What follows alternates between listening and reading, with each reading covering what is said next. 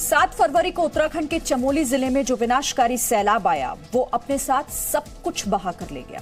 इस सैलाब से बचने के लोगों को जो एक जगह मिली थी वो यहां पर मौजूद टनल थी। एक आउटलेट टनल से 7 तारीख को 12 लोगों को निकाला जा चुका था और अब दूसरे टनल से लोगों को निकालने के लिए रेस्क्यू ऑपरेशन जारी है।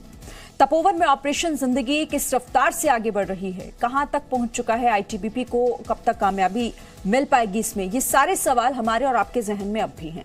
टनल में अब तक क्या कुछ हुआ वो सब हम आपको बताएंगे, लेकिन सबसे पहले सोमवार को क्या कुछ हुआ, मनीष शुक्ला की तपोवन से ये एक्सक्लूसिव रिपोर्ट आपको देखनी चाहिए।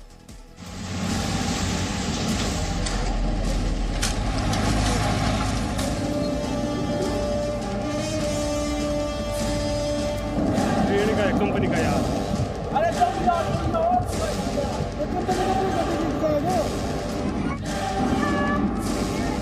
चमोली के तपोवन में सैलाब की तस्वीरों को 30 घंटे से ज्यादा हो चुके हैं। तबाही के बाद सब कुछ बर्बाद हो चुका है, कुछ भी पहले जैसा नहीं बचा। एक तरफ मौत को दर्शाती ये तस्वीरें हैं तो वहीं जी न्यूज की टीम वहां पहुंची है जहां जिंदगी बचाने की जंग जारी है। जो लोग पानी में बह गए उनके शवों तक तो अब अलग अलग रेस्क्यू टीमें पहुंच रही है, लेकिन इससे इतर जिन लोगों ने अपनी जान बचाने के लिए सुरंग को चुना उनकी तलाश अब तक जारी है।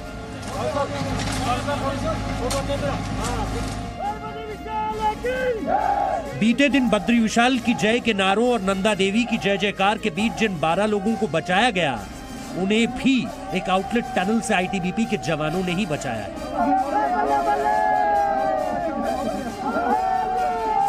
आउटलेट टनल से निकलकर जिन लोगों को बचाया गया उनकी पूरी कहानी खुद उन्हीं की जुबानी सुनाएंगे आपको, लेकिन उससे पहले इस सर्च ऑपरेशन के बारे में जान लीजिए। रात करीब 9 बजे इस टनल तक आईटीबीपी की टीम पहुंचती है। यहां सर्च अभियान शुरू होता है, लेकिन उसे जल्दी ही रोकना पड़ता है। वजह थी ऋषिगंगा नदी का जलस्तर जो रात होते होते बढ़ गया था। आमतौर पर पहाड़ों में नदियों का जलस्तर शाम होते होते बढ़ जाता है। आईटीबीपी इसके लिए पहले से तैयार थी। यहां उसी वक्त से धीरे धीरे सारी मशीनों को पहुंचाया जाने लगा जिससे रेस्क्यू ऑपरेशन में किसी भी तरह की देरी ना हो। टनल खोलने के लिए लाई गई एस्केवेटर यानी जमीन खोदने वाली मशीन और पोकलिन भी मंगाई गई।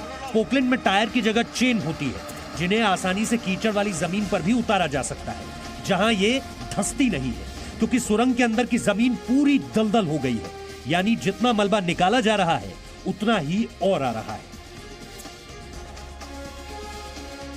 ये सबसे बड़ा चैलेंज इस वक्त ये है कि ये जो टनल है करीब 180 मीटर लंबी बताई जा रही है और इस टनल के अंदर ये कहा जा रहा है कि करीब 34 से 35 लोग इसके अंदर हो सकते हैं जो मिसिंग हैं, जिनके बारे में ये माना जा रहा है कि शायद वो दबे हैं और इसी वजह से लगातार रेस्क्यू ऑपरेशन चलाया जा रहा है। और अगर आप इस पूरे इलाके को देखें यहाँ पर तो ये जो है करीब 2.5 किलोमीटर ये एनटीपीसी का प्रोजेक्ट है और यहाँ से कुछ किलोमीटर की दूरी पर एनटीपीसी इसी प्रोजेक्ट का एक पार्ट था जो पूरी तरीके से तबाह हो गया और अभी भी देखें तो चारों तरफ मलबा फैला हुआ है। एनडीआरएफ की कई टीमों को उत्तराखंड से बाहर से मंगाया गया है जो स्पेशलाइज्ड जो उनके पास सिस्टम्स हैं जिसके ज़रिए वो पता लगा सकते हैं कि अगर कोई ज़मीन के नीचे दबा है तो उसकी एग्जैक्ट लोकेशन क्या है, उसको निकाला जा सकता है। अब हम एक एक करके आपके जहन में आ रहे सवालों का जवाब देंगे। ये सुरंग कितनी लंबी है, कितनी खुदाई हो चुकी है, अगर इसके अंदर कुछ लोग बचने के लिए घुसे थे तो वो कहां पर है। आपको ये भी बता दें कि इस सुरंग में कई मोड़ हैं। हमें मिली जानकारी के अनुसार 180 मीटर के बाद टनल में पहला मोड़ है। ये टनल कई लेयर्स में भी है जिससे चुनौती और ज्यादा कड़ी है। इसके बारे में हमें ज्यादा जानकारी दी उत्तराखंड पुलिस के डीजीपी अशोक कुमार ने। तपोवन प्रोजेक्ट पे 2 टनल थी। छोटी टनल से 12 लोगों को बचाया गया है और वो पूरी तरह सुरक्षित है, उनको कोई बड़ी इंजरी नहीं है। जो बड़ी टनल है उसको खोलने का प्रयास किया जा रहा है और वो बहुत लंबी टनल है। उसमें 150 मीटर तक हमारे लोग, कल एसडीआरएफ के लोग, इनके कमांडेंट भी हमारे साथ गए थे, वो जो है और आर्मी के लोग वो 150 मीटर तक गए क्रॉल करके, उसके आगे जाना असंभव था। और वो इतनी बड़ी टनल है तो उसका पूरा मलबा बाहर निकाला जा रहा है। अब ये जान लीजिए कि सुरंग की कुल लंबाई कितनी है। ये टनल कुल मिलाकर 2.5 किलोमीटर लंबी है और इसमें शुरुआत से ही खुदाई में दिक्कतें आ रही हैं। बड़े बड़े पत्थरों के साथ जी न्यूज को जो जानकारी मिली है उसके अनुसार इस सुरंग में कुछ गाड़ियां भी थी जो यहाँ फंसी हुई है। ये सुरंग लंबी होने के साथ साथ अपनी बनावट की वजह से भी चुनौतीपूर्ण है। जो फोकस है अभी फिलहाल ऑपरेशन का वो मेन टनल पर है, तपोवन आइडल प्रोजेक्ट के मेन टनल पर है, जिसमें जो न केवल काफ़ी लंबा है, 2 से 2.5 किलोमीटर लंबा है, बल्कि उसमें ज़्यादातर लोग जो मिसिंग बताए जा रहे हैं उनमें से ज़्यादातर लोग फंसने की बात कही गई है।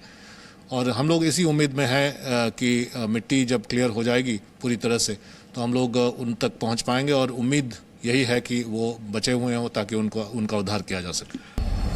अब सबसे अहम सवाल ये कि अंदर जो लोग फंसे हैं उन तक जल्दी से जल्दी पहुंचना क्यों जरूरी है। दरअसल जो लोग फंसे हैं उनके पास इस घुमावदार टनल से निकलने का कोई रास्ता नहीं है। जहां से सभी लोग खुद को बचाने के लिए घुसे थे वो पूरा रास्ता दलदल बन चुका है, यानी कीचड़ के अलावा और कुछ नहीं है। इसके बाद भी कोई आगे बढ़ जाए तो बड़ी बड़ी चट्टानें भी सुरंग के अंदर घुस गई हैं जो मलबे के साथ आई थी, जिससे ये साफ है कि अंदर फंसे लोगों तक ऑक्सीजन बड़ी मुश्किल से पहुंच रही होगी। पानी और खाने की तो कोई गुंजाइश है ही नहीं। रेस्क्यू ऑपरेशन पूरे जोर शोर पर है। जो लोग यहाँ फंसे हुए हैं उनके बारे में कहा जा रहा है कि जितना देरी होगा स्थितियाँ और ख़राब हो जाएंगी और जल्दी से जल्दी इस बात की कोशिश की जा रही है कि जो यहाँ स्पेशलाइज्ड टीम है वो फंसे हुए लोगों को ढूंढे ताकि उनको तुरंत मदद मिल सके।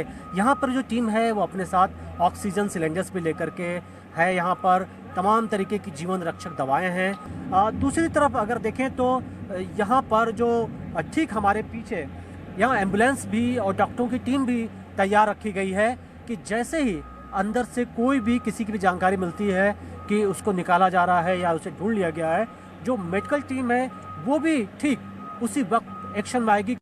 अब सेना, आईटीबीपी, एनडीआरएफ हर तरह की कोशिशों में लगी हुई है। नक्शे को लेकर आगे की तैयारियां की जा रही है। टनल में और कहां से लोगों को बचाने का काम आगे बढ़ाया जा सकता है, इसको लेकर भी तैयारी चल रही है। आज काम आगे बढ़ाकर फंसे लोगों तक पहुंचा जा सकता है, जिसके बारे में ज्यादा जानकारी दी डीआईजी आईटीबीपी अपर्णा कुमार ने। लगभग 180 मीटर दूरी पे एक आउटलेट ब्रांच है जहाँ पे हमें बताया गया है कि कल यहाँ के प्रोजेक्ट के वर्कर्स वहाँ फंसे हुए हैं। तो उसी को क्योंकि टनल के अंदर बहुत ज़्यादा स्लश मलबा बहुत फंसी हुई है तो उसको निकाल रहे हैं। जैसे जैसे निकाल रहे हैं तो अंदर से और ज़्यादा आ रही है। लगभग 70-80 मीटर का ये मलबा निकाले हैं तो और आगे बढ़ेंगे तो फिर वहाँ पहुँच जाएंगे। वहाँ फिर जो फंसे हुए हैं अंदर उनको फिर हम निकालने का कोशिश करेंगे। अब कोशिशें लगातार जारी है। यहाँ फंसे लोगों के लिए सेना, आईटीबीपी, एनडीआरएफ हर तरह से तैयार नजर आ रही है, लेकिन चुनौती बहुत बड़ी है। ऐसे में जैसे जैसे समय बीतता जाएगा जिंदगियों के नुकसान की आशंका बढ़ती जाएगी और इसलिए इन प्रयासों के बीच दुआओं का दौर भी जारी है। Manish Shukla, Zee Media, Tapovan, Chamoli. Presenting B News app available on Google Play and App Store. Download it now.